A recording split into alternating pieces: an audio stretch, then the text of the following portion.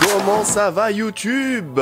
Et bienvenue pour la révélation, la vidéo finale, que dis-je, l'apothéose de cette série de 0 à 30 000 en 30 jours. Cette vidéo va être très courte. À la question, est-ce que j'ai réussi à atteindre les 30 000 impressions en 30 jours? La réponse est non. Je n'ai pas dépassé les 300 impressions. Les visites sur mon site n'ont pas dépassé les 20.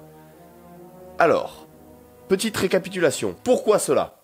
Parce que je me suis concentré sur l'organique, c'est-à-dire que je me suis concentré sur le trafic naturel, que je n'ai pas payé de pub, que je n'ai pas payé d'audience, que je n'ai pas payé de vues, que je n'ai pas trafiqué les vues en allant moi-même sur le site. Je me suis concentré sur l'organique. Le problème, lorsque vous faites ça et que vous êtes une toute nouvelle entreprise, c'est que vous pouvez le constater sur mes réseaux, vous pouvez le constater sur cette chaîne YouTube, vous pouvez le constater sur la Search Console.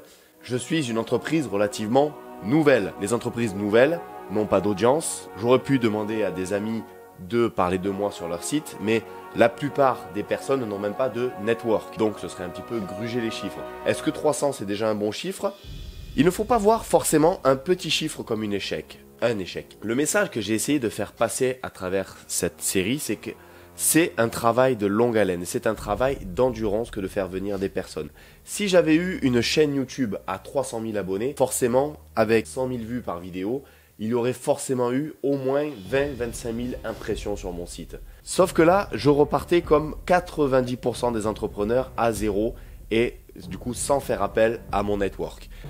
Parce que sinon, bien évidemment, le crochet de plume dont j'ai parlé dans ma dernière vidéo, j'aurais pu lui dire « parle de moi le mois dernier dans une de tes vidéos ». Peut-être que son audience serait venue et ça aurait fait monter mon nombre d'impressions à 1000, 2000, 3000, 10 000, voire peut-être même 30 000 étant donné qu'elle a plus de 200 000 abonnés. Des petits chiffres ne veulent pas forcément dire mauvaise nouvelle. Comme vous l'avez vu dans ma dernière vidéo sur le Starbucks, ils vendent que des produits à base de café, dont le plus cher, bon je suis jamais allé dans un Starbucks, mais je pense que le plus cher doit être à, allez on va dire 10 € parce qu'il y a beaucoup de choses, c'est abusé. Si vous en vendez 100 par semaine, à la fin du mois, 100 x 10, ça fait 1000 par semaine, 4000. Donc, vous voyez où je veux en venir. Les résultats sont là. En attendant maintenant, le site est en place. Je n'ai plus grand chose à lui apporter pour attirer du monde. Peut-être que dans un futur proche, je mettrai en place une publicité Google et que je ferai une vidéo pour vous en parler. Mais pour l'instant, j'ai d'autres projets qui sont sur le feu, sur lesquels je dois me concentrer. Donc, je vais laisser un petit peu le site à l'abandon. Je vais me concentrer plus sur YouTube et sur les projets pour les personnes avec qui je travaille. En attendant, j'ai été bien content de faire cette petite série de vidéos parce que ça m'a permis de mettre en place mon site et de créer une playlist qui servira aux entrepreneurs qui tomberont sur cette chaîne. La playlist sera accessible jusqu'à ce que la chaîne YouTube ferme, c'est-à-dire jamais. Donc les potos, les fans de SEO, je vous dis à très bientôt pour une nouvelle aventure sur YouTube ou sur les sites internet.